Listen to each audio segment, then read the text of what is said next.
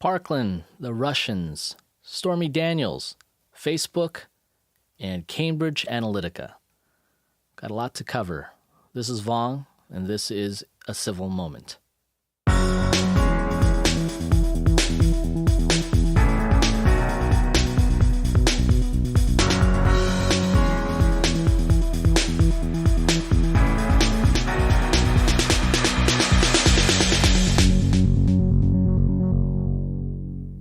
We're only going to cover the so-called March for Our Lives that happened this weekend very briefly.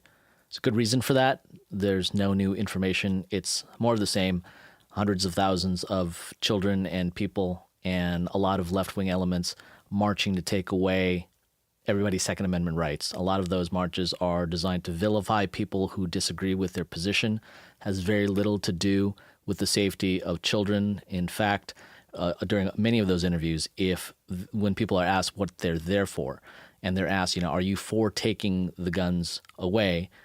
Either they will flat out say yes, they want a total gun ban, or what they'll do is they say, well, nobody wants your guns. It's fine for this purpose or that purpose. And then when they're asked to back it up with policy, what you inevitably end up with is people who are ignorant about the firearms. They're ignorant about the current state of the laws. In fact, they're just not well educated about it. Everything is a very emotive response. It's emotional, and they're there because they believe that they are walking there to defend the right of children to live, and anybody who does not share their view is for the murder of children. And of course, as we've covered, that is complete nonsense. It's a false dichotomy. So I'm going to read a little bit of the Rolling Stone interview with Jesse Hughes. Jesse Hughes, a member of the Eagles of Death Metal, is a mass shooting survivor. He was performing at the Paris Bataclan on November 13th in 2015 when armed men stormed the venue and killed 89 people. It goes without saying that the gun laws in France are much, much stricter than they are in the United States. And obviously that did not prevent these people who did great evil from getting their weapons and killing a lot of people. So we're not going to dive again into the cognitive dissonance behind someone believing that merely passing a law or taking away the rights of law-abiding citizens will somehow stop evil from happening, will somehow destroy a technology that has been in existence for thousands of years. None of that's going to happen. And certainly you can pass all the laws you want if you don't enforce the laws that you have. If you don't pay attention to warning signs, then these things will continue to happen. But what is being talked about are the things that grab headlines. What is being talked about are emotional responses from people pushing an agenda, trying to elicit an emotional response. We absolutely do have a cultural problem. We absolutely do have a mental health problem. And we flirt with the very real danger that those problems will continue to exist because people are focused on something that will not help. And if they manage to somehow achieve the ignoble goal of disarming the populace, taking away people's rights, there will be a temptation to say that we have done the work that was needed to be done. And because the cultural problems remain, because the mental health issues remain, when the next tragedy occurs, they will assuredly say, they did not go far enough. They need to take more guns. They need to take away more rights. That is the game that is being played, because the existing laws, as onerous as they already are being described as not good enough, even though they flagrantly violate the Second Amendment. Nor are they likely to be swayed by the logical idea that merely having a populace that is armed changes the conversation. That tyranny is very real in this world, that evil is very real in this world, and that the ability to defend oneself is a right that is inalienable. It is not something the government grants you. It cannot be taken away. And while you may determine yourself, you wish to cede it to somebody else, allow other people to protect you, it is wrong and immoral to take away someone else's right to self-protection. So this is what Jesse Hughes had to say. Quote, "Obviously, the best thing to do to combat chronic abusers and disregarders of the law like the law against murder, is to pass another law. But before we pass this law, we're going to denigrate the memory and curse ourselves by exploiting the death of 16 of our fellow students for a few Facebook likes and some media attention. Look how well civil rights abuses, as it concerns firearms, helped to protect me and my friends in Paris. As a survivor of a mass shooting, I can tell you from firsthand experience that all of you protesting and taking days off from school insult the memory of those who were killed and abuse and insult me and every other lover of liberty by your every action. Now, whether or not you believe or agree with what Jesse Hughes has to say, one thing is very apparent. Of the survivors of Parkland, the only ones who were invited to speak at that march had gun confiscation and gun bans and gun control on their minds. The only student that has been working to actually pass laws, talking with legislators about what laws would be necessary and reasonable in order to protect the children, Kyle Kashev, was not invited to be there. The brother of 14-year-old Elena Petty, U.S. Army Junior Reserve Officers Training Corps member, the JROTC member, who's one of the 17 students killed in the Parkland shooting, had this to say. His name is Patrick Petty, and he is also a student at Stoneman Douglas High School.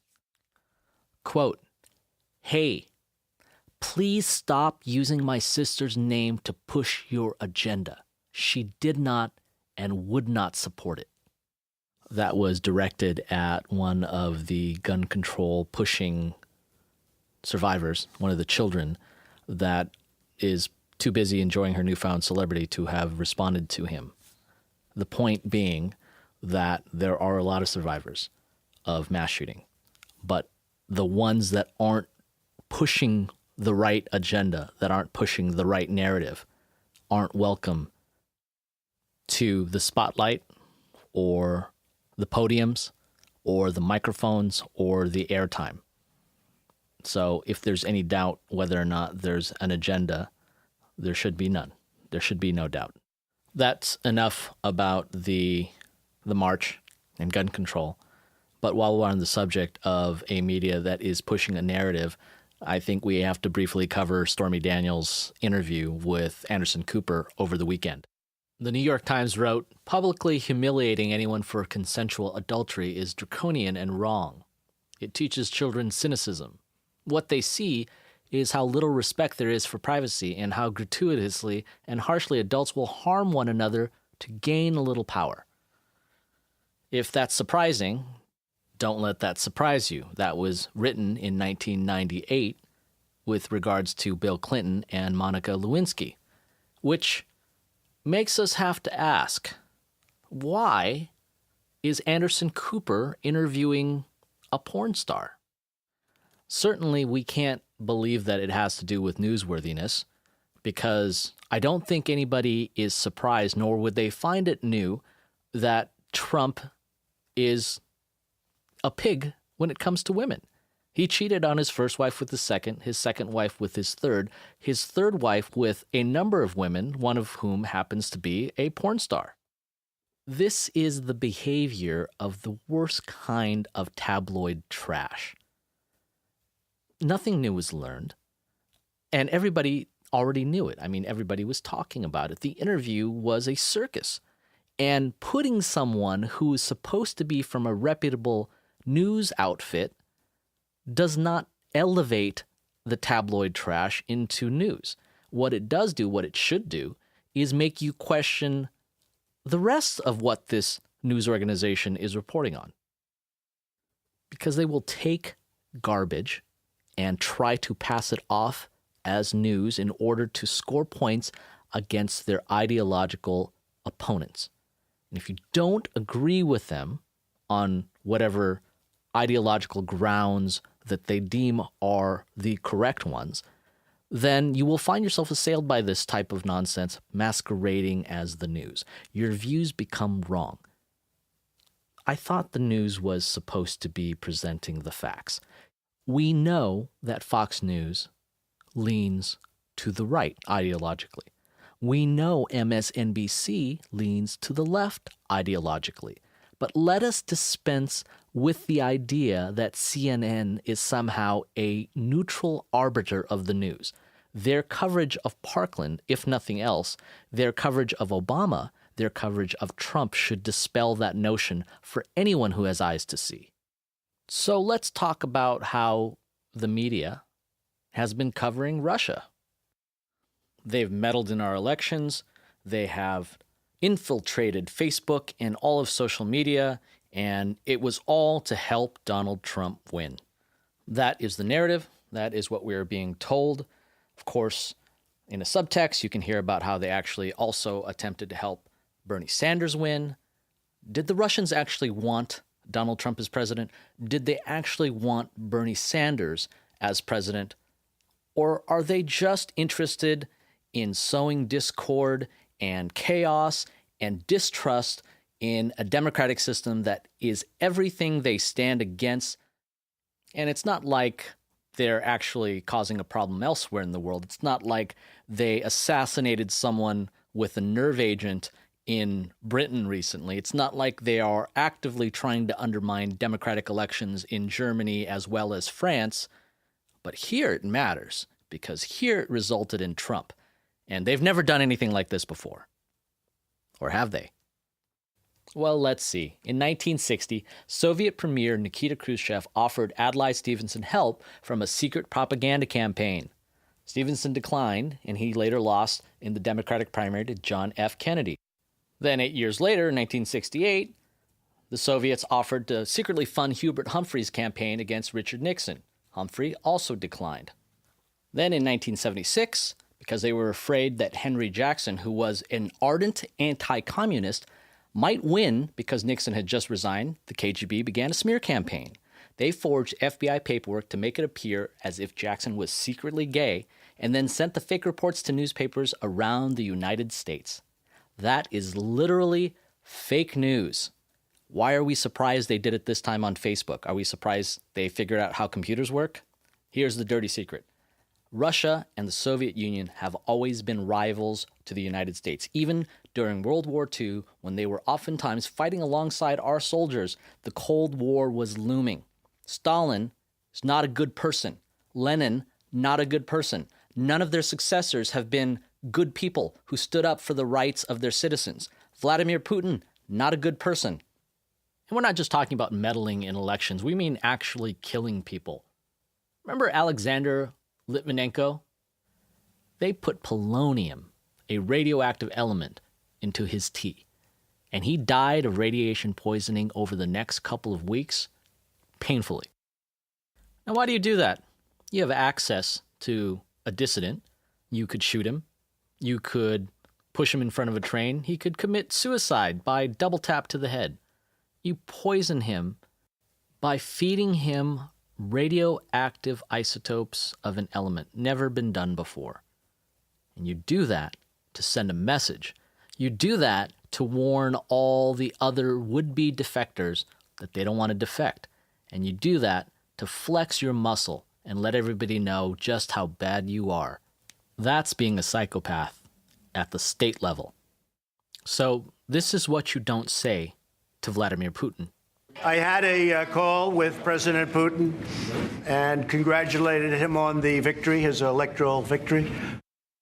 Let's examine what this victory looks like. There's footage all over the internet of people stuffing the ballots, voting multiple times, putting balloons in front of cameras at the poll places if they bothered to hide it at all.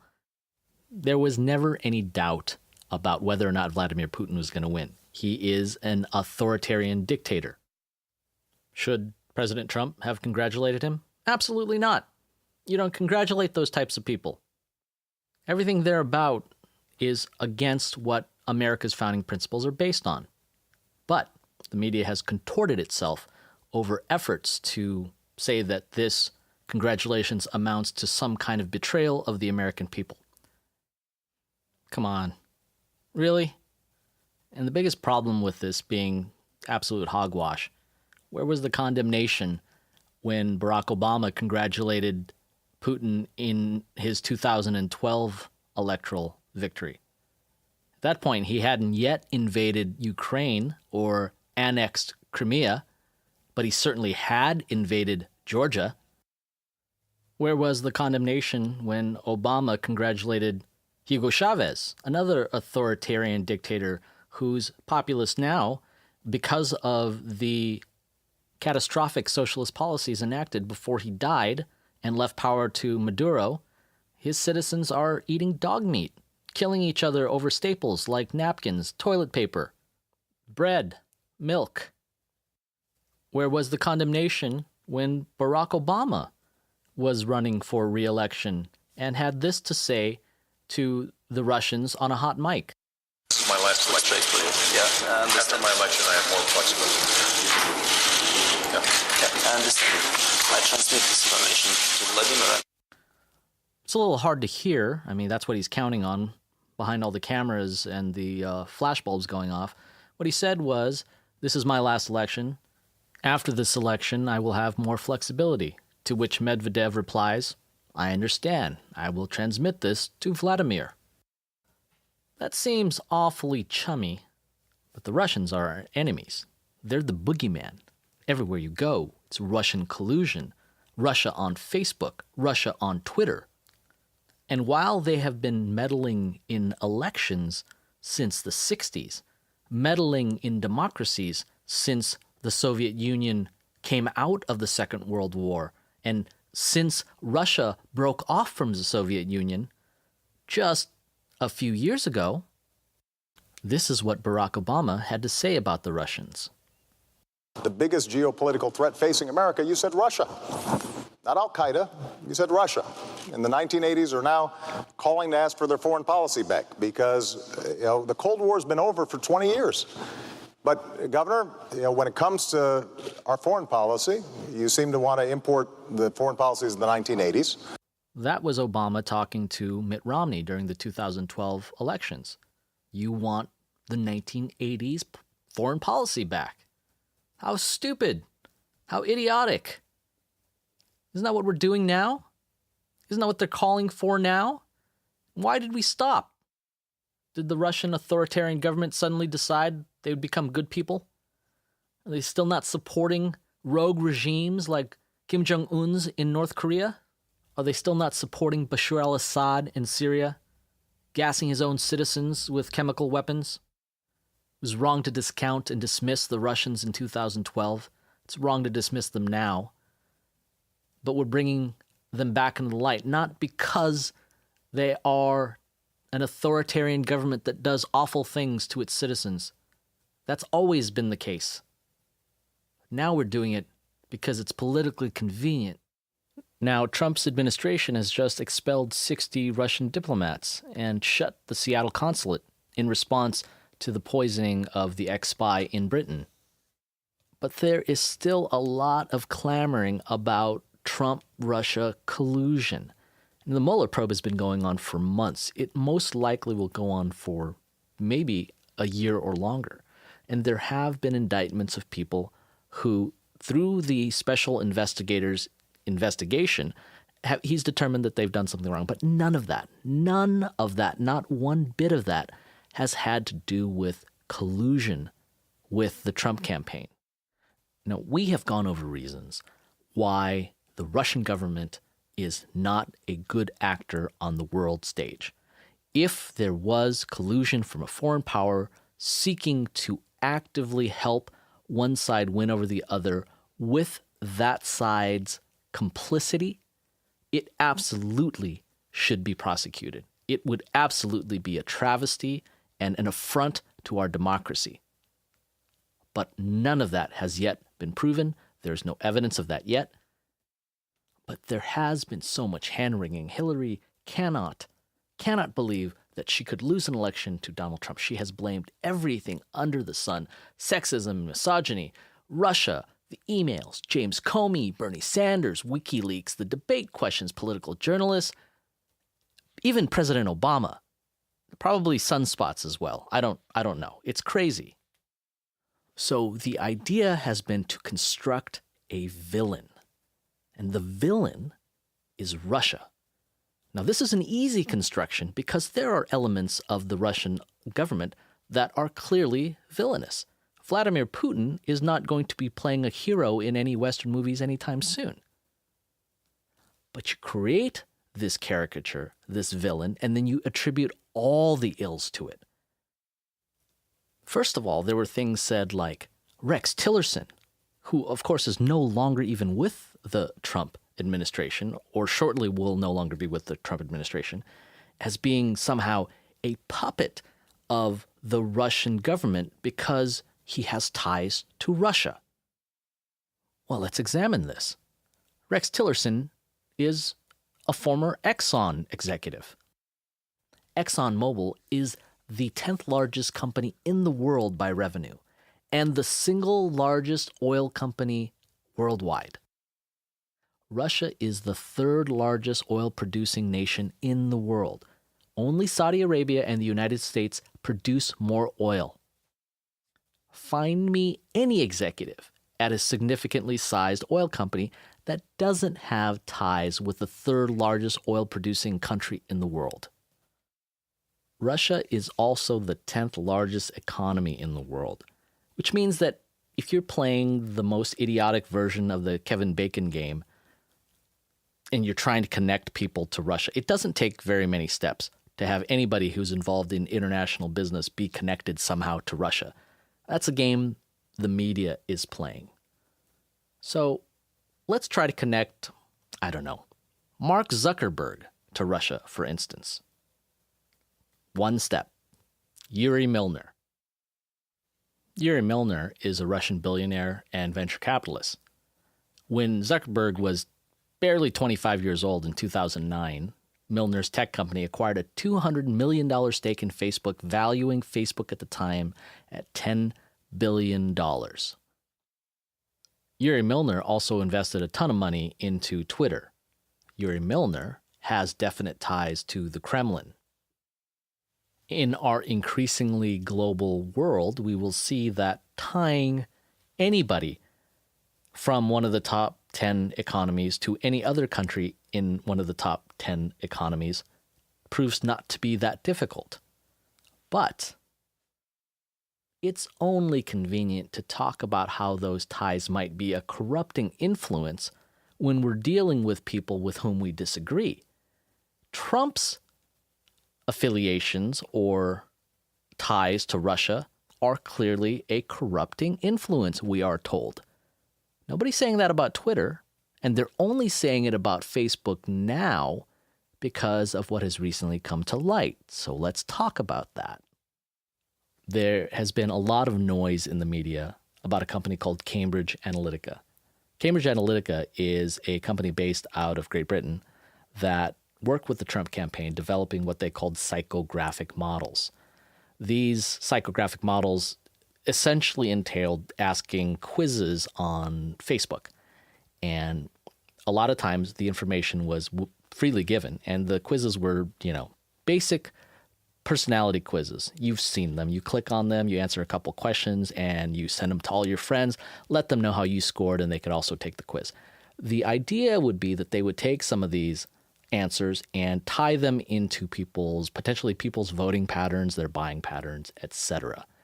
They are being cast into the light of this evil, nefarious company that stole 50 million profiles from Facebook. Let's get something straight. Was anything illegal done? I don't think so. I don't think there's any proof that anything illegal was done, and we'll dive into that in a second. But Cambridge Analytica is being cast as this, nefarious Big Brother type of organization, and it doesn't hurt that Steve Bannon was a former executive there. So you've got all the makings of this evil, powerful, information-wielding syndicate using words like psychographic. It sounds very sinister, but it's all marketing. They're trying to sell a service. They're trying to say, we can deliver this for you. And if you worked on the Trump campaign and he won, as he did, why wouldn't you say that? We delivered that for him, not his voters, not his policies, not Hillary's terrible candidacy. We did it with our powerful psychographic models. But you know who those powerful psychographic models didn't help? Ted Cruz. Ted Cruz also used Cambridge Analytica. They proved completely unreliable for Cruz's presidential campaign. In an early test, more than half the Oklahoma voters whom Cambridge had identified as Cruz supporters actually favored other candidates. And the campaign stopped using Cambridge's data entirely after the South Carolina primary. Rick Tyler, a Cruz aide, said, quote, "When they were hired from the outset, it didn't strike me that they had a wide breadth of experience in the American political landscape." And there's another problem with the Cambridge Analytica piece. The Obama campaign did something very similar. But when Obama's campaign did it, it was something to be celebrated. It was a fascinating understanding of the new media and not a huge invasion of privacy. Let's be clear about this. They are both huge invasions of privacy. Twitter and Facebook and Google and YouTube, they are all in the business of selling your privacy. That is their product. Blue State Digital, the company that worked on Barack Obama's re-election campaign, and Correct the Record, Hillary Clinton's PAC, support hundreds or thousands of operatives that are working on social media either to get the information about you or to act as people to affect how you think.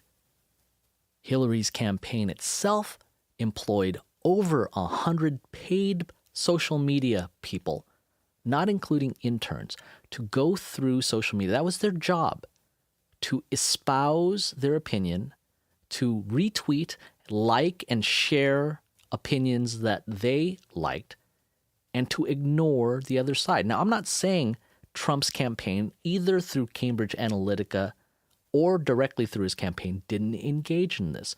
The point is they all did it. Specifically in Obama's case, though, they did exactly what Cambridge Analytica was accused of doing. This is a former Obama staffer who said, quote, "Facebook was surprised we were able to suck out the whole social graph, but they didn't stop us once they realized that was what we're doing. They came to the office in the days following election recruiting and were very candid that they allowed us to do things they wouldn't have allowed someone else to do because they were on our side." Suddenly, when Cambridge Analytica does it for Trump, Facebook is the bad guy. Listen to what Mark Zuckerberg has to say in this interview. Given the stakes here, why shouldn't Facebook be regulated? I actually am not sure we shouldn't be regulated. Some people think that that is Zuckerberg and Facebook placating the media. It's more sinister than that. Come regulate us. Come regulate us. Help us change your algorithms so that the wrong people, not nobody, but the wrong people can't get that data. Why is there a sudden push for regulation now? Why is Facebook the villain now? And the same activity and the same behavior was celebrated in 2012 for Barack Obama's re-election campaign. Right now in social media, the algorithms are being changed. Libertarian and conservative viewpoints and websites have seen their traffic decline from social media 15, 20, 25%, and traffic from left-leaning sites are up by a similar margin. This is what former Facebook exec Chamath Palihapitiya had to say about the social networks. I think we all knew in the back of our minds, even though we feigned this whole line of like there probably aren't any really bad unintended consequences. I think in the back, deep recesses of our minds, we kind of knew something bad could happen. But I think the way we defined it was not like this. It literally is a point now where I think we have created tools that are ripping apart the social fabric of how society works. That is truly where we are. No civil discourse, no cooperation, misinformation, mistruth. And it's not an American problem. This is not about Russian ads. This is a global problem. So we are in a really bad state of affairs right now, in my opinion. It is eroding the core foundations of how people behave by and between each other. And it's weird. I guess I kind of just innately didn't want to get programmed. And so I just tuned it out. Social media was designed so that you could keep in contact with the people you couldn't connect with on a regular basis. It was supposed to augment actual connections. First, it supplanted that. So instead of actual connections, now you have social media connections. And then that began to disappear. It was replaced with, a typical social media feed, Facebook or Twitter feed now, is a lot of people reposting a lot of the same things. And a lot of it are things that we gravitate towards due to confirmation bias. It's things we want to hear. And we are creating echo chambers everywhere. And so not only are healthy actual connections not being made, our very privacy, where we go after we leave social media, where we exit social media, that's all captured. That's all sold. And the great danger in what is happening is Cambridge Analytica worse than Blue State Digital? Maybe. Maybe they are. And the one that comes after might be even worse than that. It's like an arms race for control of the territory in between your ears. And the drug is insidious. It is addicting in a nature that all drugs are, but everybody's consuming it. And so you give just a little bit more. You just want to browse your social media connections a little bit more. It is a dopamine rush. It is operating on the pleasure and reward centers of our brains. And as the people who abuse that power understand it better, they will use it more effectively to, as Chamath said, program you. Like anything that is powerful, and social media is powerful, its use can be for good or for evil. So it is incumbent upon us to understand how it is being used and how it is being leveraged, and make sure that if we do use it, we choose to use it for the benefit of ourselves and our loved ones, and resist its use in nefarious ways. If you found this program to be enjoyable or insightful, please subscribe. We could not do it without our listeners. We thank you for your support. Please use social media for great good by liking us and following us on Facebook or Twitter. Subscribe to us on SoundCloud or iTunes. Send us a message on our website, www.civilmoment.com. Send us an email if you have any questions or would just like to contact us at podcast@civilmoment.com. Until next time, I thank you. This is Vong, and this has been A Civil Moment.